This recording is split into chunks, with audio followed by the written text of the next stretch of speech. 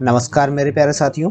तो आज के इस वीडियो में हम चर्चा करेंगे ब्लड सर्कुलेटरी सिस्टम या रक्त परिसंचरण तंत्र के बारे में। ह्यूमन बॉडी में ब्लड का किस प्रकार से सर्कुलेशन होता है, इसमें कौन कौन से पार्ट शामिल होते हैं और किस प्रकार से किस रूट में ब्लड का सर्कुलेशन होता है, और इससे रिलेटेड जितने भी इम्पोर्टेंट फैक्ट्स हैं, पॉइंट्स हैं, उनको हम आज के इस वीडियो में कवर करेंगे। तो चलिए चीज़ों को एक एक करके समझते हैं। सबसे पहले हम बात करें सर्कुलेटरी सिस्टम के इंट्रोडक्शन की। तो ह्यूमन बॉडी में जो ब्लड का सर्कुलेशन होता है उसमें हम चार पार्ट्स को शामिल करते हैं। एक होता है हार्ट, एक होता है ब्लड, एक होता है धमनियां या आर्टरीज जिनको बोलते हैं, एक होता है शिराएं या वेन्स। इन चार पार्ट्स को मिलाकर हमारा जो सर्कुलेटरी सिस्टम है वो बनता है। ब्लड के बारे में हमने पहले ही डिस्कस कर लिया था, जो हमारा वीडियो नंबर 20 था और वीडियो नंबर 21 था। उसमें हमने ब्लड के बारे में सारी इंफॉर्मेशन, सारे इंपॉर्टेंट पॉइंट्स डिस्कस कर लिए हैं। ठीक है, अब हम बात करते हैं हार्ट की। तो हार्ट की अगर बात करें तो हार्ट पेशी और शंक्वाकार संरचना होती है। पेशी संरचना का मतलब ये होता है कि ये पूरी तरीके से मसल से बनी हुई संरचना है, इसमें किसी भी प्रकार की बोन हमें देखने को नहीं मिलती है। और शंक्वाकार इसका आकार होता है। इसका जो आकार होता है वो कुछ कुछ शंकु या कोन के जैसा होता है, इसलिए इसको हम शंक्वाकार संरचना बोलते हैं।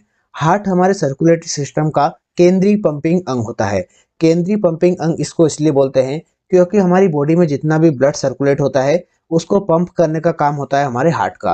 हार्ट ही इसको पंप करता है और उसी पंपिंग के कारण जो ब्लड होता है वो पूरी बॉडी में सर्कुलेट हो पाता है। बात करें इसकी आकार और आकृति की, तो इसकी लंबाई लगभग होती है 12 सेंटीमीटर के आसपास और इसकी चौड़ाई देखने को मिलती है वो होती है 9 सेंटीमीटर। और भार की अगर बात करें तो इसका भार लगभग होता है 300 ग्राम के आसपास। तो 12 सेंटीमीटर लंबा, 9 सेंटीमीटर चौड़ा और लगभग 300 ग्राम भार वाला ये एक संरचना होती है। बात करें ह्यूमन बॉडी में इसकी स्थिति की, तो ह्यूमन बॉडी में हार्ट पेरिकार्डियम नाम की एक दोहरी झिल्ली से घिरा रहता है।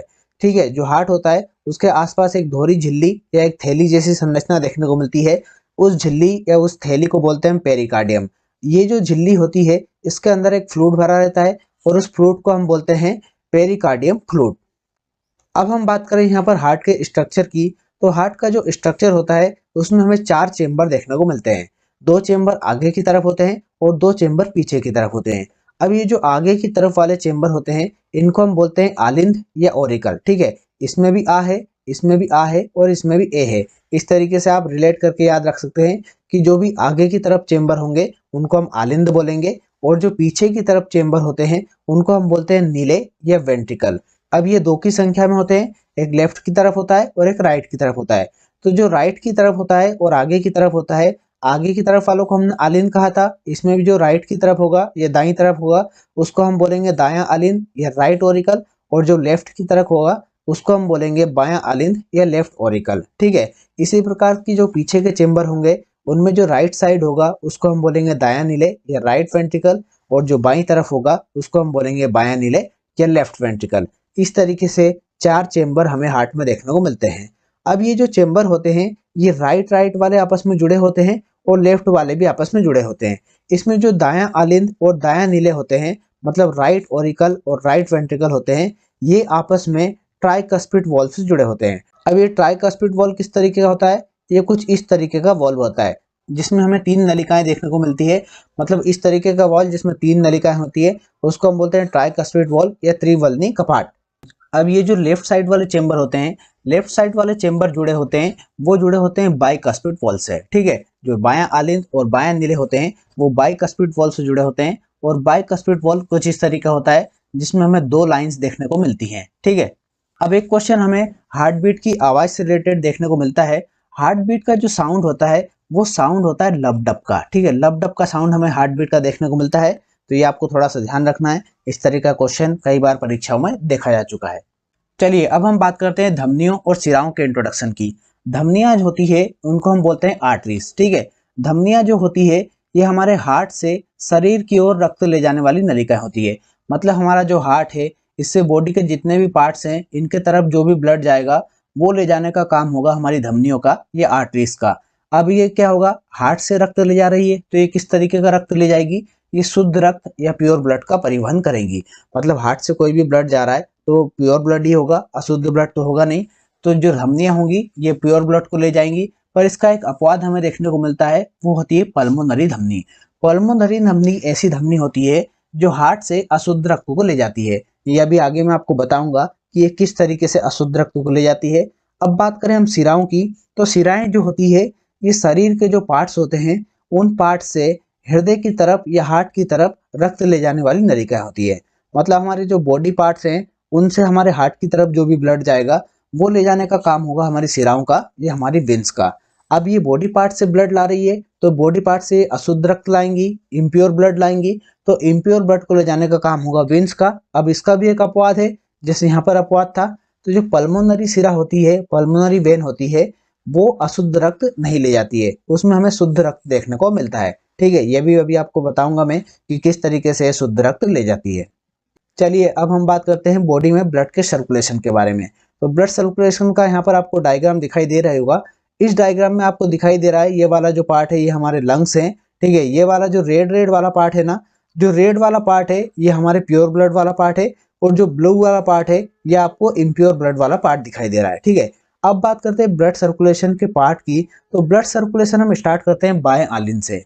अभी हमने डिस्कस किया था कि हमारे हार्ट में जो चेंबर होते हैं उनको हम आलिंद व नीलय कहते हैं। तो जो आगे वाले चेंबर होते हैं उनको हमने बोला था आलिंद, उसमें भी जो लेफ्ट साइड वाला पार्ट होता है उसको हमने बोला था बायां आलिंद। अब बाएं आलिंद से हमारे ब्लड का सर्कुलेशन स्टार्ट होता है और ब्लड हमारा पहुंच जाता है बाएं नीले में। बाएं नीले जो होता है ये हमारे बाएं आलिंद के ठीक पीछे स्थित होता है। अब बाएं आलिंद से ये ब्लड पहुंचता है हमारा महाधमनी में। एक ये धमनी होती है जो काफी चौड़ी होती है, इसको हम बोलते हैं महाधमनी। इससे हमारा सारा का सारा जो ब्लड होता है हमारे हार्ट से निकलता है।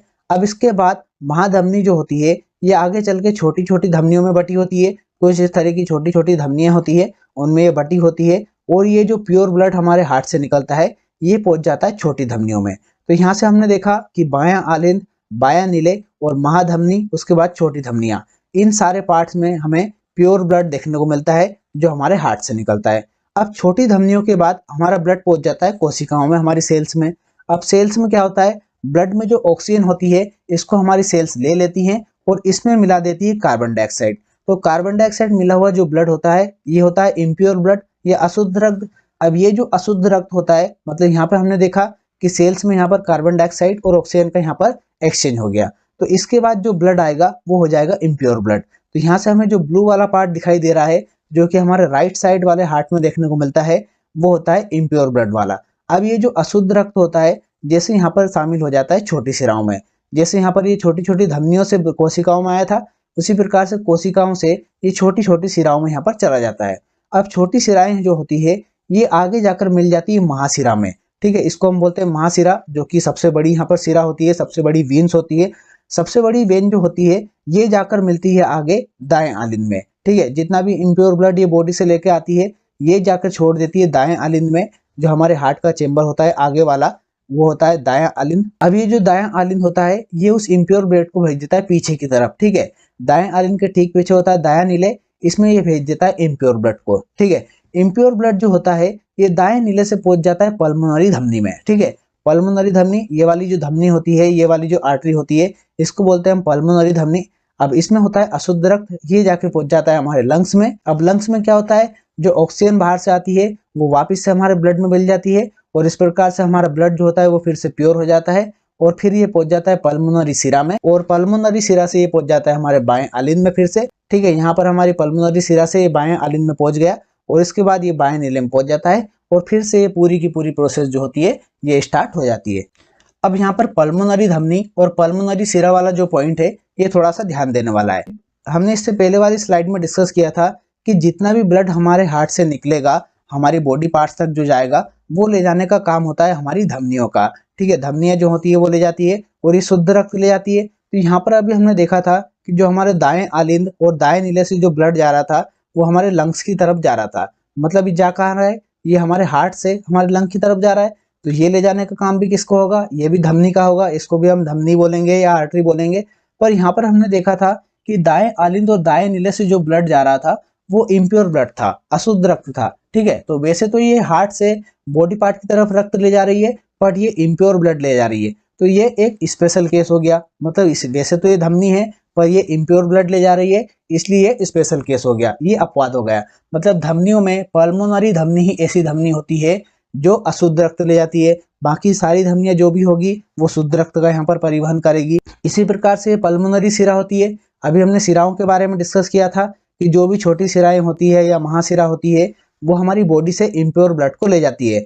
मतलब हमारे बॉडी पार्ट से हार्ट की तरफ जितना भी अशुद्ध रक्त ले जाती है वो ले जाने का काम होता है सिराओं का। अब यहाँ पर भी क्या हो रहा है, यहाँ पर भी हार्ट की तरफ ब्लड आ रहा है, पर ये ब्लड कहाँ से आ रहा है, हमारे लंग से। अब ये जो लंग से ब्लड आ रहा है ये तो शुद्ध ब्लड होगा, प्योर ब्लड होगा। तो यहाँ पर जो स्पेशल केस बन जाएगा कि ये पल्मोनरी सिरा ऐसी सिरा होगी जिसमें हमें शुद्ध ब्लड देखने को मिलेगा, प्योर ब्लड देखने को मिलता है।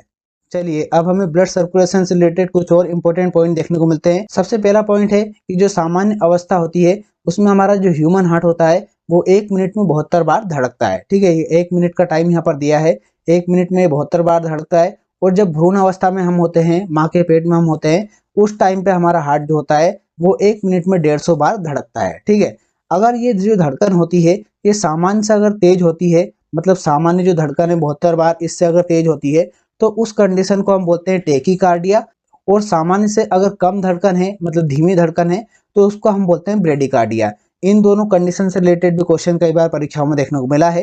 तेज धड़कन वाली कंडीशन को बोलते हैं टेकीकार्डिया और धीमी धड़कन वाली कंडीशन को बोलते हैं ब्रेडिकार्डिया। अब एक जो धड़कन होती है उसमें हमारा जो हार्ट होता है वो लगभग 70 मिलीलीटर ब्लड पंप करता है। ठीक है, ये भी क्वेश्चन देखने को मिला है कि एक जो पंपिंग होती है उसमें 70 मिलीलीटर ब्लड पंप होता है। अब बात करें इसके मापन की तो ये होता है 4.5 लीटर पर मिनट। ठीक है, इसको अगर नापा जाए तो मिनट में अगर देखें तो 1 मिनट में हमारा जो हार्ट होता है वो 4.5 लीटर ब्लड को पंप करता है।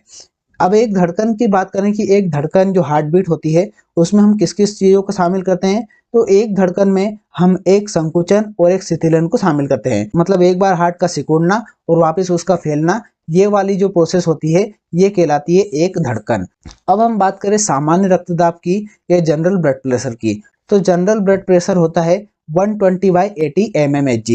120 जो होता है वो सिस्टोल का प्रेशर होता है और 80 जो होता है ये डायस्टोल का प्रेशर होता है। मतलब जब रिलैक्स होता है हमारा हार्ट तब ये 80 होता है और जब हमारा हार्ट पंप करता है तब ये 120 होता है। अब ये जो ब्लड प्रेशर होता है इसको मापने का एक इंस्ट्रूमेंट होता है, उस इंस्ट्रूमेंट को हम बोलते हैं स्फिग्मोमेनोमीटर। स्फिग्मोमेनोमीटर से हमारी ब्लड का जो प्रेशर होता है उसको मापा जाता है। अब एक क्वेश्चन हमें देखने को मिलता है एसएएन से रिलेटेड। एसएएन का फुल फॉर्म होता है sino auricular node. Sino auricular node जो होता है ये तंत्रिकाओं का एक समूह होता है। ये हमें दाहिने आलिंद में देखने को मिलता है। जो हमारे हार्ट का चेंबर होता है दाहिना आलिंद, उसमें हमें देखने को मिलता है साइनो ऑरिकुलर नोड। अब इसका काम ये होता है कि हमारी जो हार्ट बीट स्टार्ट होती है उस हार्ट बीट को स्टार्ट करने की जो तरंगे होती है वो साइनो ऑरिकुलर नोड से ही स्टार्ट होती है। अब अम्ल की मात्रा या एसिड की मात्रा से रिलेटेड एक क्वेश्चन देखने को मिलता है कि जब हमारी बॉडी में अम्ल की मात्रा अधिक होती है तब हमारी हार्ट बीट तेज हो जाती है। ठीक है, तो अम्ल की मात्रा का ये प्रभाव होता है कि ज्यादा होने पर हार्ट बीट तेज हो जाएगी और अम्ल की मात्रा कम होगी, एसिड की मात्रा कम होगी, तब हमारी हार्ट बीट कम हो जाएगी। अब हमें रक्त परिसंचरण के टाइमिंग से रिलेटेड एक क्वेश्चन देखने को मिलता है कि हमारी जो पूरी बॉडी होती है उसमें ब्लड का एक सर्कुलेशन जो अभी हमने डिस्कस किया था उसमें कितना टाइम लगता है, तो इसमें लगभग हमें 23 सेकंड का टाइम देखने को मिलता है। जो एक सर्कुलेशन होता है ब्लड का वो हार्ट से वापस हार्ट में पहुंचने में लगभग 23 सेकंड का समय लगता है। तो ये था हमारा ब्लड सर्कुलेटरी सिस्टम से रिलेटेड जानकारी का वीडियो। उम्मीद करते हैं जानकारी आपको अच्छी लगी होगी। अच्छी लगी है तो प्लीज़ वीडियो को लाइक और कमेंट करके जरूर बताएं। साथ ही साथ हमारे चैनल को सब्सक्राइब करके बेल आइकन को प्रेस कर लें ताकि ऐसे ही शानदार जानकारी वाले वीडियो जब भी हम अपलोड करें तो उनके नोटिफिकेशन आपको टाइम टू टाइम मिलते रहें। मिलते हैं नेक्स्ट वीडियो में, तब तक के लिए पढ़ाई करते रहिए, अपना ख्याल रखिए। बहुत बहुत धन्यवाद।